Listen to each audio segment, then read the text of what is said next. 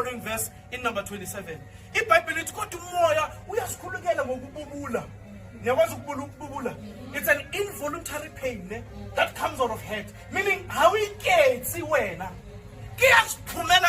That is now, that prayer is in line with the Spirit. But you were taught to go to Mount Tandaza in Tamanzui.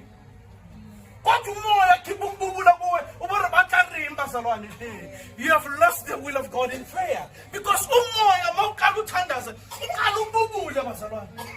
some of you, before Tandaza, and you're like,